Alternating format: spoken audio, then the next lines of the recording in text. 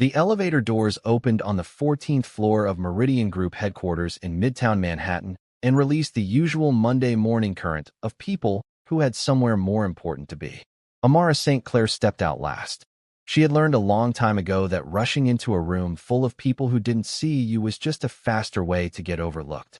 She was 27 years old, executive secretary to Raymond Holt for 2 years, for months, and 11 days.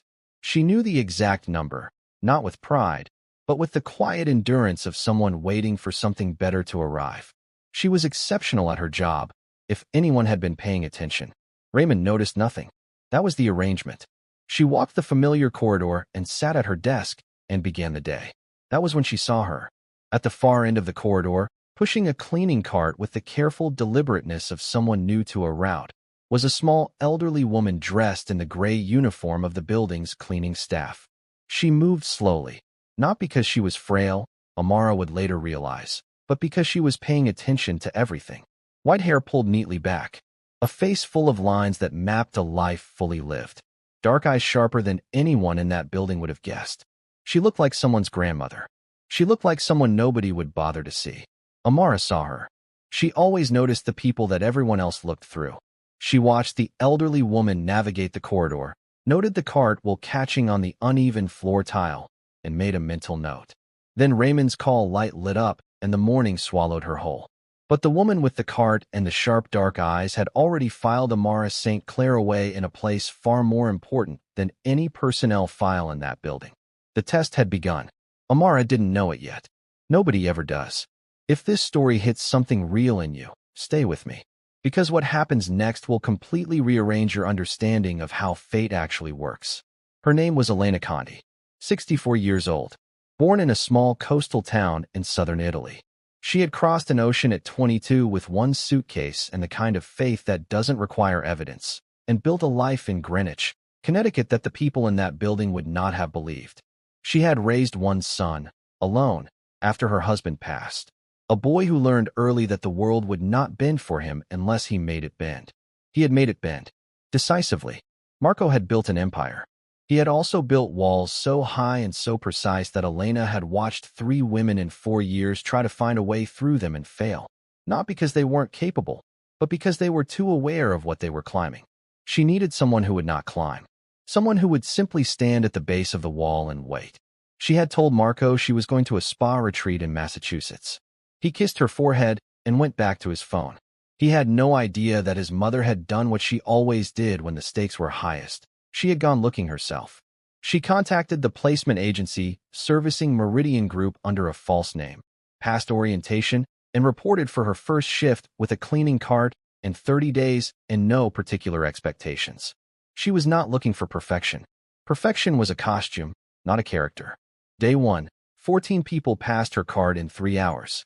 13 did not acknowledge her existence. 1 did. The same one came back 20 minutes later with a cup of hot tea and said quietly, "The cart will catches on that tile by the supply room. Angle it left before you hit the seam and it'll go straight." Then she walked away. Elena held the tea and thought, Day 1. Already. It happened on a Wednesday. Elena had been watching long enough to know the rhythms of the floor, who was kind in public and cold in private, who was the reverse. She had watched Amara St. Clair for 3 days and seen a woman who worked harder than her title required, who was spoken over in meetings she had clearly prepared for, who smiled at the security guard every morning by name, who touched a small framed photograph on her desk, briefly, privately, when the day was difficult. She had seen the shape of a person who had been quietly underestimated for so long that they had simply decided to become exceptional without anyone's permission. That Wednesday, Raymond came around a corridor corner, moving fast and looking for a target. He found one in Elena's cleaning cart. He hit it, hard, contemptuous, sending it crashing into the wall. Elena stumbled. Raymond did not stop, did not look back. Before the sound had settled, before anyone else had decided what to do, Amara was out of the conference room door. "Raymond." Her voice was quiet. That was what made the corridor go still, not volume, but temperature. "That's enough." Raymond turned slowly. "I beg your pardon." "She's a person," Amara said. "Not an obstacle." Raymond's jaw tightened. "My office. Now, after you check on her." She did not move. Raymond looked at her for a long moment. then turned and walked away without checking on anyone. Amara crouched beside Elena. "Are you all right?" 3 words. But the way her eyes held the question made Elena feel the full weight of what she had come here looking for. Kindness not as policy. Kindness as character. The kind that shows up when no one important is watching. Elena straightened slowly. She reached into her uniform pocket, opened her leather notebook, 30 numbered lines, 1 for each day. She drew a quiet certain line through day 3. She had found what she came for. Everything after this was simply the path home. Elena did not stop after day 3. A single moment was a glimpse, not a verdict. She needed to know what Amara was made of when kindness cost something. Day 5, she dropped an entire bucket of water across the corridor at peak morning traffic. 7 people stepped around it. 2 complained. 1 stopped, disappeared, returned with the supply room mop, cleaned it in 3 minutes, and was back at her desk before anyone noticed she'd left. Day 8, Elena sat alone in the break room pretending she couldn't open her lunch container. 9 people came and went. 1 sat across from her, opened it without comment, and said, "My grandmother had the same thing with jar lids. Rubber band around the edge." Then she pulled a rubber band from her wrist and placed it on the table. A solution offered without condescension. Day 11, Elena genuinely got lost in the back stairwell. The elevator opened and Amara stepped out, laptop bag over one shoulder, returning from an errand. She looked at Elena, looked at the floor number, said nothing about the mistake, simply said, 14th floor? The east elevator goes up faster. Come on, I'm going the same way. She held the elevator, made it feel like coincidence. Elena rode up 2 floors beside the woman her son needed to meet and felt something she had not expected this soon. Relief. Not the relief of a task completed, the relief of a question answered. Character was not what people did when it was easy. It was what they did when it was inconvenient, when no one important was watching, when helping cost something small and real, and they chose it anyway. Every single time, without keeping score. That evening Elena called her son. Marco Conti answered on the second ring. He always answered his mother's calls on the second ring. He was 36 years old, sitting in the study of his Greenwich estate with an untouched glass of dark wine and a financial report he had been reading for 40 minutes without absorbing a single number. He ran a private investment firm that was the legitimate architecture of a much older and more complicated empire, the kind that did not appear in newspapers, but whose absence would be felt in 17 cities across the eastern seaboard. He had dark eyes, olive skin, and the sharp-boned features of southern Italian lineage. Across the left side of his neck and down to his collarbone ran an intricate dark tattoo. Old ink, placed at 22, a map of something he had decided never to explain to anyone. His right hand carried the same dark ink across the knuckles and down to the wrist, a marking that people in certain rooms recognized immediately. He was not cruel. That was what people always got wrong. He was precise. Cruelty was imprecise. It damaged indiscriminately. Marco did nothing indiscriminately. "You're supposed to be at the spa," he said. "I am relaxed," Elena said. "That's not the same thing." He almost smiled. "What do you need, Mama?" She told him she needed him in New York on Friday. There was someone she wanted him to meet. He was quiet. They'd had this conversation before, over 4 years, and it had never gone anywhere meaningful. "This is different," she said. "You always say that." "I am always right," she said simply. "And you always know it eventually." He looked at his untouched wine, his enormous house, full of beautiful things and entirely empty of anything requiring him to be soft. "Friday," he said. "One meeting." He heard the smile in her voice and understood she was asking for considerably more than that. Thursday was the day Raymond Holt miscalculated. He arrived in a mood his team recognized as dangerous and navigated around carefully. Amara had learned it too, but Amara had a threshold. Elena was in the corridor at 10:15, wiping down the glass partition walls, when Raymond came around the corner looking for a target. He found one in her cleaning cart, hit it hard, contemptuous, sending it crashing into the wall. Elena stumbled. Raymond did not stop. And before anyone else in that corridor had decided what to do, Amara was out of the conference room door. "Raymond, that's enough." The corridor went still, not from volume, but temperature. "She's a person, not an obstacle." Raymond's jaw tightened. "My office. Now, after you check on her." She did not move. Raymond calculated, then walked away without checking on anyone. Amara turned to Elena. Are you all right? Elena nodded, her dark eyes doing something they had not done in 2 weeks of careful observation. They were full, not from the stumble. From the cost, she had just watched someone choose to absorb on her behalf. Amara straightened the cart, met Elena's eyes for one quiet moment, and walked to Raymond's office. 11 minutes later, she came out carrying a small cardboard box. Desk items. A framed photograph. Rubber bands. She walked to the elevator with her chin level and her spine straight and her face composed. Not because she wasn't feeling everything, but because she had decided the moment did not get to have her posture. The elevator doors closed. Elena stood with her hand on her card and watched the floor numbers count down.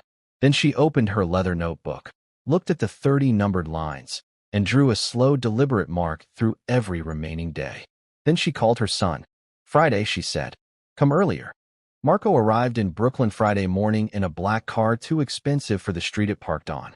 He found his mother at a corner cafe table with 2 espressos and the expression she wore when she had already decided how a conversation would go. He sat, did not remove his coat. The neck tattoo visible above the collar. The hand tattoo visible below the sleeve. Tell me, he said. She told him. She layered. Built. Started with the T on day 1. The cartwheel. The way Amara had noticed without being asked. Day 3. The bucket, the crouching, the 3 words asked with genuine eyes. The rubber band. The elevator. The way kindness in Amara's hands was never a performance but a reflex. Then Thursday, Raymond. The 11 minutes. The cardboard box. The chin that never dropped. Marco listened completely still, only his eyes moving, darker and more present with every sentence. When she finished, the silence between them was not empty. You got her fired, he said. I got her free, Elena said. There's a difference. He looked at his untouched espresso. You can't know someone in 3 days, Mama. I didn't know her in 3 days. I recognized her. I recognized your father across a room in 1983. I recognized the men who were going to betray you in 2019 before you did. I recognized, she said, someone who gives without an invoice. Marco was quiet. She doesn't know who I am. She doesn't know who I am, Elena said. That is precisely the point. Something moved behind his eyes, slow and careful, like something locked testing a door. Where is she now? Elena smiled the smile of a woman watching her board resolve exactly as designed. The apartment upstairs, she said. I rented the one below hers. Amara had been unemployed for exactly 19 hours when someone knocked on her apartment door. She was on her kitchen floor, laptop open, resume pulled up, 3 job listing tabs behind it, coffee hot. Not in despair, but in the practical mode of someone taking inventory of a situation. Rubber bands on her wrist. Her mother's photograph on the counter. Laughing on a beach in South Carolina, at something the camera had missed. The knock was not loud, not aggressive. 3 measured beats, certain and unhurried. The knock of someone who had decided to do something and was doing it completely. She looked through the peephole. Dark coat, dark eyes, and above the collar, the edge of a tattoo. Black ink against olive skin. She did not recognize him. She also, inexplicably and immediately, was not afraid. She opened the door. Up close, he was more arresting than his silhouette suggested. Sharp jaw, dark eyes processing everything simultaneously, the particular stillness of someone with enormous internal discipline. He looked at her with attention that was entirely different from being stared at. The attention of someone actually seeing her. Miss St. Clair. His voice was low and precise with the faint, warm architecture of an Italian accent. Not heavy, but structural, embedded in the foundation of his English. My name is Marco Conti. I believe you know my mother. The name landed. Connected. Rearranged. The woman with the cart. The sharp dark eyes. The tea on day 1. The cleaner, Amara said slowly. She is not a cleaner, Marco said. Although she is very good at it. May I come in? He placed an envelope on her counter beside her mother's photograph. A job offer. Chief of Operations for my New York office. You are not obligated. She looked at him. You don't know me. My mother does, he said. That is sufficient. She did not open the envelope that night. She put it on the kitchen table and looked at it for 3 hours while she finished her resume and her coffee and did not let herself think about the tattoo above his collar or the way he had looked at her like she was already a decision he had made. Saturday morning she called Elena. You lied to me, Amara said. Not with anger. With the tone of someone calibrating. I was in costume, Elena said. It's different. Elena told her. Not everything. Elena never everything. But enough.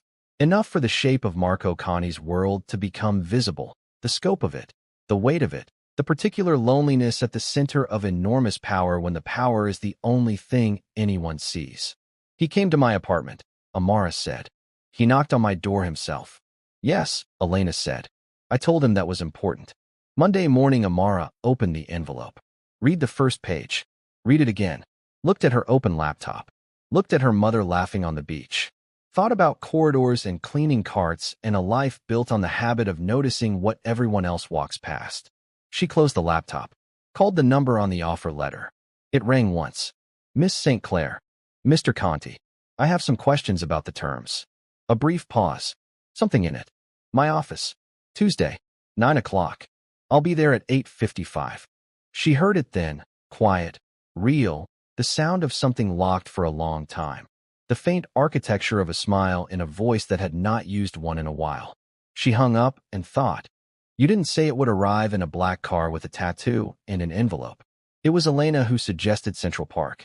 Neither Marco nor Amara argued, which told Elena everything she needed to know about where things already were after 3 weeks of Tuesday meetings and late office hours and conversations that had started professional and ended as something neither of them had a clean category for yet. November in New York. The park had gone to copper and gold, the trees holding the last of their color against a pale sky. Elena walked between them for 20 minutes with the serenity of a woman exactly where she intended to be, then said, "Oh, I left my gloves in the car," and turned back with a smile that fooled absolutely no one. They walked, not in silence. They had moved past silence 3 Tuesdays ago. They talked about the operational restructure she was building, about a footbridge she pointed out, the way it distributed weight without visible support, about his grandmother's house in Calabria that he had not been back to in 11 years and described with the specific, careful language of someone accessing something they usually keep sealed. He reached for her hand at the footbridge, unhurriedly, without announcement, the way you reach for something you have decided belongs there. She looked at his hand, the dark ink across his knuckles, the warmth of his palm. She let him. She was right, Amara said. She usually is, Marco said. It's exhausting. She tested me. She tested everyone. Did any of them pass? He looked at her. You're the first one she stopped the clock for. On day 3, somewhere behind them on a bench, her gloves very much in her coat pocket, Elena Conti heard Amara laugh. The real kind. The unguarded kind. She closed her eyes, smiled the smile of a woman who went looking for something specific, found it on day 3, and had simply been patient enough to let the rest of the world catch up. If this story reached something in you, subscribe right now so you never miss what comes next. Drop a comment. Who was your Elena? The person who saw something in you before you saw it yourself. Share this with someone who needs to be reminded that kindness is never wasted. It always, always finds its way back. I'll see you in the next one.